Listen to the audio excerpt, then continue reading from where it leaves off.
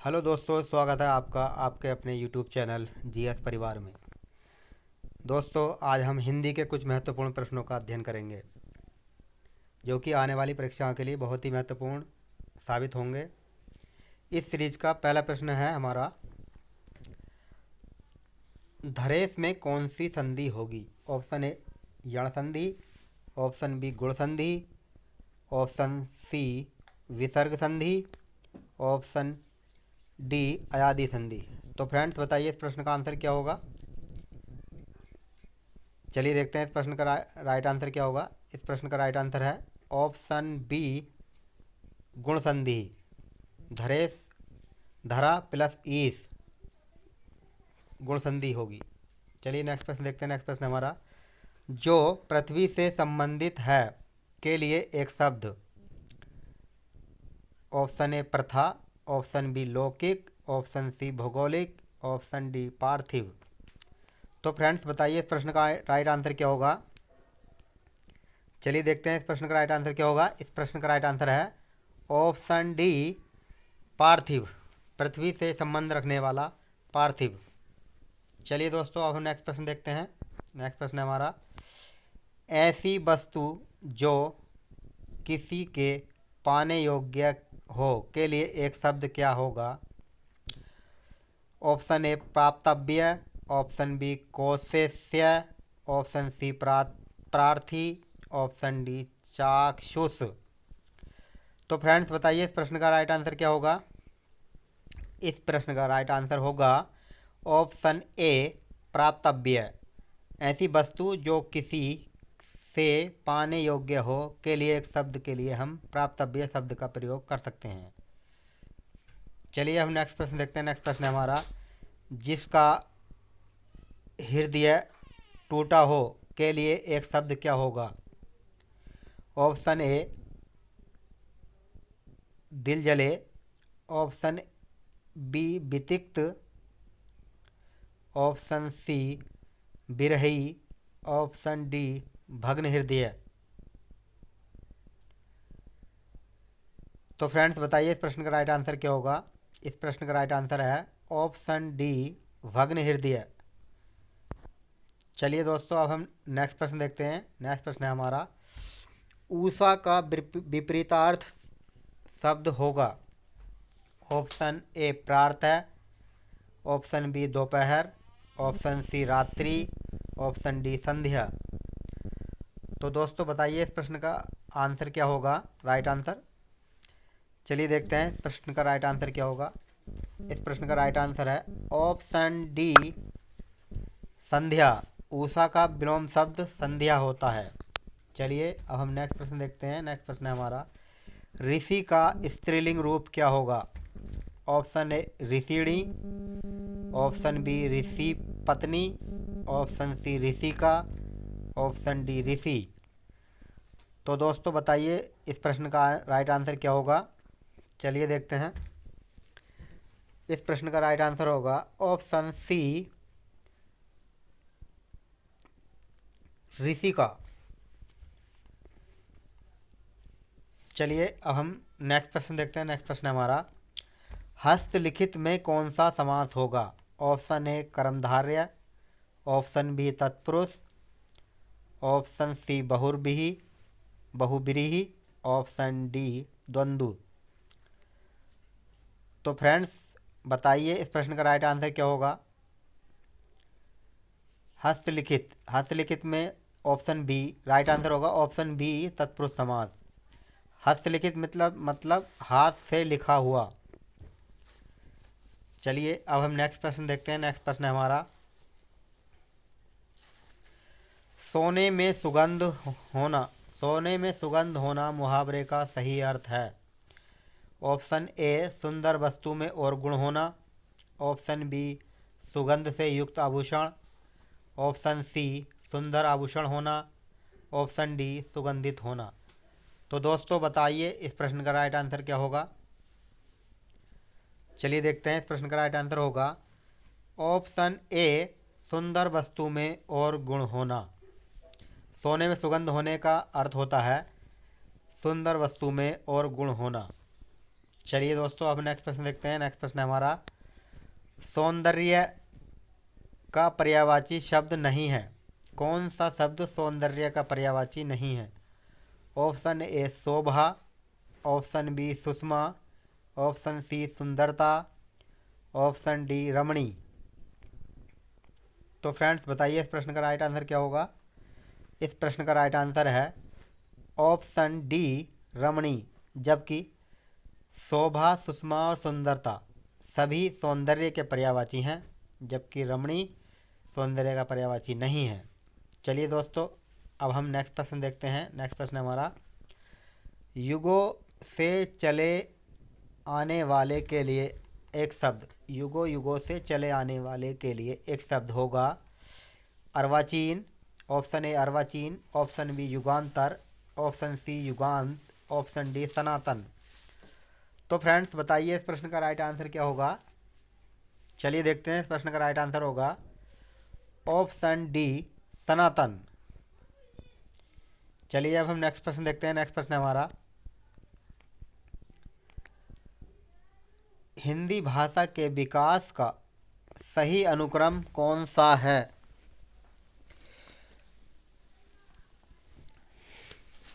Option A Pali Prakrit, Pali Prakrit अपभ्रंश हिंदी,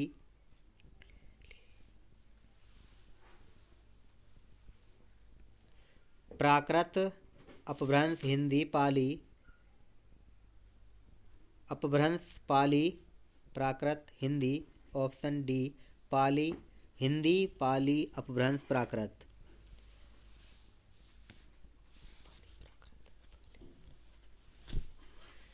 तो friends बताइए इस प्रश्न का राइट आंसर क्या होगा? चलिए देखते हैं इस प्रश्न का राइट आंसर क्या होगा। इस प्रश्न का राइट आंसर है ऑप्शन ए पाली प्राकृत अपभ्रंश हिंदी। नेक्स्ट प्रश्न हमारा, झूठा सच किसकी रचना है? Option A Upendranath Ashk, option B Yashpal, option C Nagarjun, option D Rangeya Raghav. तो फ्रेंड्स बताइए इस प्रश्न का राइट आंसर क्या होगा? इस प्रश्न का राइट आंसर होगा ऑप्शन बी यशपाल। चलिए फ्रेंड्स, अब हम नेक्स्ट प्रश्न देखते हैं। नेक्स्ट प्रश्न हमारा, कौन सा शब्द देशज शब्द है, या निम्नलिखित में से कौन सा शब्द देशज शब्द है? ऑप्शन ए सुंदर, ऑप्शन बी अंगूठा, ऑप्शन सी फटाफट, ऑप्शन डी साइकिल। तो फ्रेंड्स बताइए इस प्रश्न का राइट आंसर क्या होगा? इस प्रश्न का राइट आंसर है ऑप्शन सी फटाफट। चलिए हम नेक्स्ट प्रश्न देखते हैं। नेक्स्ट प्रश्न है हमारा, निम्नलिखित में से कौन सी क्रिया सकर्मक क्रिया है? सकर्मक क्रिया है। ऑप्शन ए हंसना, ऑप्शन बी लिखना, ऑप्शन सी दौड़ना, ऑप्शन डी उठना। तो फ्रेंड्स बताइए इस प्रश्न का राइट आंसर क्या होगा? इस प्रश्न का राइट आंसर है ऑप्शन बी लिखना। ऑप्शन बी लिखना। लिखना शब्द एक सकर्मक क्रिया है। सकर्मक अकर्मक क्रिया की पहचान करने के लिए हम क्या शब्द जोड़कर उसकी पहचान कर सकते हैं। जैसे कोई भी शब्द आए तो उसमें क्या शब्द लगाने से उसका आंसर अगर ठीक ठाक मिले तो वो सकर्मक क्रिया होती है, जबकि जिसका आंसर नहीं मिल पाए वो अकर्मक क्रिया होती है। जैसे हंसना, क्या शब्द लगाए देंगे इसमें तो क्या हो जाएगा? क्या हंसना, कोई शब्द मैच नहीं कर पा रहा। जैसे ऑप्शन बी लिखना, क्या लिखना, कुछ तो लिख रहा होगा, पुस्तक लेटर लिख रहा है, पत्र लिख रहा है। दौड़ना, क्या दौड़ रहा है, कोई आंसर नहीं मिल रहा। इसीलिए इसका आंसर क्या होगा? ऑप्शन बी लिखना। चलिए हम नेक्स्ट प्रश्न देखते हैं। प्रतीचि शब्द का विलोम क्या होगा? ऑप्शन ए समारोह, ऑप्शन बी प्राची, ऑप्शन सी उदीची, ऑप्शन डी उतंग। तो फ्रेंड्स बताइए इस प्रश्न का राइट आंसर क्या होगा?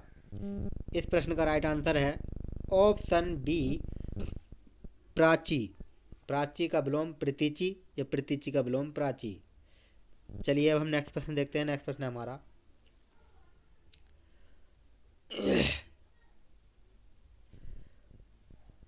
ऑप्शन इसूधी, इसूधी किसका पर्यायवाची है? इसूधी किसका पर्यायवाची है? ऑप्शन ए ईंख का, ऑप्शन बी शक्कर का, ऑप्शन सी रस का, ऑप्शन डी तुणीर का। तो फ्रेंड्स बताइए इस प्रश्न का राइट आंसर क्या होगा। चलिए देखते हैं इस प्रश्न का राइट आंसर क्या होगा। इसूधी का अर्थ होता है, इसूधी का अर्थ होता है जो वह शब्द जो इसमें, जो शब्द तीर कमान रखने का जो होता है, जिसमें अस्त्र रखे जाते हैं, जैसे तुणीर, इसका सही आंसर होगा ऑप्शन डी तुणीर। तीर कमान रखने का पात्र, उसको हम जो है तीर रखने के पात्र को हम तुणीर बोलते हैं, इसे इसूधी कहा जाता है। जिसके अन्य पर्यायवाची हैं तरकस, तुणीर, निसंग, सरधर, सरघर। चलिए हम नेक्स्ट प्रश्न देखते हैं। नेक्स्ट प्रश्न हमारा, हरी हरी घास से भरा मैदान के लिए एक शब्द क्या होगा? ऑप्शन ए उपवन, ऑप्शन बी मधुबन, ऑप्शन सी हरितिमा, ऑप्शन डी साद्वल। तो फ्रेंड्स बताइए इस प्रश्न का राइट आंसर क्या होगा। चलिए देखते हैं इस प्रश्न का राइट आंसर क्या होगा। इस प्रश्न का राइट आंसर है ऑप्शन सी हरितमा। चलिए हम नेक्स्ट प्रश्न देखते हैं। नेक्स्ट प्रश्न है हमारा, रात्रि के पूर्व भाग का समय के लिए एक शब्द क्या होगा? ऑप्शन ए निषिद्ध, ऑप्शन बी विभावरी, ऑप्शन सी प्रदोष, ऑप्शन डी भोर। तो फ्रेंड्स बताइए इस प्रश्न का राइट आंसर क्या होगा। इस प्रश्न का राइट आंसर है ऑप्शन सी प्रदोष। रात्रि के प्रथम भाग का समय होता है प्रदोष। चलिए अब हम नेक्स्ट प्रश्न देखते हैं। नेक्स्ट प्रश्न है हमारा, कौन सा शब्द पुल्लिंग शब्द है? ऑप्शन ए घास, ऑप्शन बी आय, ऑप्शन सी व्यय, ऑप्शन डी नहर। तो बताइए दोस्तों इस प्रश्न का राइट आंसर क्या होगा। इस प्रश्न का राइट आंसर होगा ऑप्शन सी व्यय। जैसे घास हरी होती है, आय हमारी आय होती है, जैसे व्यय हमारा व्यय, हमारी आय नहीं, हमारा व्यय। ऑप्शन डी नहर नहीं, इसका राइट आंसर होगा, सॉरी इसका राइट आंसर होगा ऑप्शन सी व्यय। व्यय होता है, होती नहीं है, होता है, इसलिए ये व्यय हमारा पुल्लिंग शब्द में आता है। चलिए हम नेक्स्ट प्रश्न देखते हैं। नेक्स्ट प्रश्न है हमारा, लोगों ने शोरगुल करके डाकुओं को भगा दिया। वाक्य में रेखांकित अंश में कारक कौन सा है? कारक बताइए। ऑप्शन ए कर्ता कारक, ऑप्शन बी करण कारक, ऑप्शन सी संप्रदान कारक, ऑप्शन डी कर्म कारक। तो दोस्तों बताइए इस प्रश्न का राइट आंसर क्या होगा। चलिए देखते हैं इस प्रश्न का राइट आंसर क्या होगा। इस प्रश्न का राइट आंसर है ऑप्शन डी कर्म कारक। डाकुओं को भगाया, कर्ता ने कर्म को कर्ण से अपदान अलग होने के लिए, से अलग होने के लिए। चलिए हम नेक्स्ट प्रश्न देखते हैं। नेक्स्ट प्रश्न हमारा, विधि का अनेकार्थी शब्द क्या नहीं है? विधि। ऑप्शन ए ब्रह्मा, ऑप्शन बी कानून, ऑप्शन सी अवधि, ऑप्शन डी पद्धति। तो फ्रेंड्स बताइए इस प्रश्न का राइट आंसर क्या होगा। चलिए देखते हैं इस प्रश्न का राइट आंसर क्या होगा। ऑप्शन सी अवधि। अवधि विधि का पर्यायवाची ना होकर के समय का पर्यायवाची होता है। चलिए हम नेक्स्ट प्रश्न देखते हैं। पहनने योग्य के लिए एक शब्द क्या होगा? पहनने योग्य के लिए एक शब्द क्या होगा? ऑप्शन ए अंगवस्त्र, ऑप्शन बी चीर, ऑप्शन सी परिधि, ऑप्शन डी परिधेय। तो दोस्तों बताइए इस प्रश्न का राइट आंसर क्या होगा। इस प्रश्न का राइट आंसर है ऑप्शन डी परिधेय, पहनने योग्य अर्थात परिधेय। चलिए फ्रेंड्स, अब हम नेक्स्ट प्रश्न देखते हैं। नेक्स्ट प्रश्न हमारा, कुटज किसकी रचना है? Option A Rambriksh Benipuri, option B Acharya Hazari Prasad Dwivedi, option C Kanhaiyalal Mishra Prabhakar, option D Rahul Sankrityayan. तो दोस्तों बताइए इस प्रश्न का राइट आंसर क्या होगा? इस प्रश्न का राइट आंसर है ऑप्शन बी आचार्य हजारी प्रसाद द्विवेदी। कुटज आचार्य हजारी प्रसाद द्विवेदी जी की रचना है। चलिए हम नेक्स्ट प्रश्न देखते हैं। नेक्स्ट प्रश्न है, 31 में कौन सा समास होगा? ऑप्शन ए द्वंद्व समास, ऑप्शन बी द्विगु समास, ऑप्शन सी अवयवी भाव समास, ऑप्शन डी तत्पुरुष समास। तो फ्रेंड्स बताइए इस प्रश्न का राइट आंसर क्या होगा? इस प्रश्न का राइट आंसर है ऑप्शन ए द्वंद्व समास। 31 का अर्थ होता है 1 और 30, अर्थात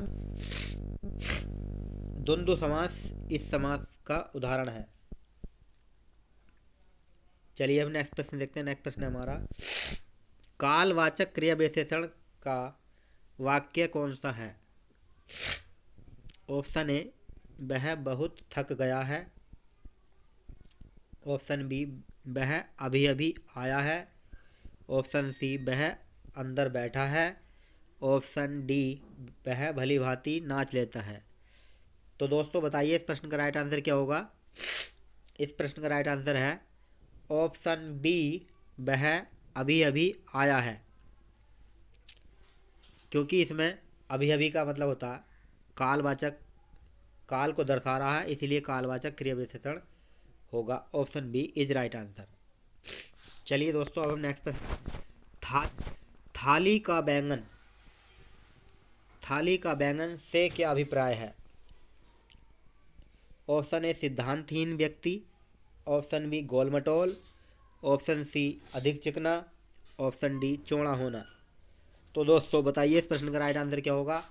इस प्रश्न का राइट आंसर है ऑप्शन ए सिद्धांतहीन व्यक्ति। थाली का बैंगन का अर्थ होता है सिद्धांतहीन व्यक्ति। चलिए हम नेक्स्ट प्रश्न देखते हैं। नेक्स्ट प्रश्न है हमारा, हाथ को हाथ न सूझना मुहावरे का अर्थ होगा? ऑप्शन ए भ्रम में पड़ना, ऑप्शन बी खोए रहना, ऑप्शन सी घना अंधेरा होना, ऑप्शन डी चोट लगना। तो दोस्तों बताइए इस प्रश्न का राइट आंसर क्या होगा? चलिए देखते हैं इस प्रश्न का राइट आंसर क्या होगा। इस प्रश्न का राइट आंसर है ऑप्शन सी घना अंधेरा होना। हाथ को हाथ न सूझना का अर्थ होता है घना अंधेरा होना।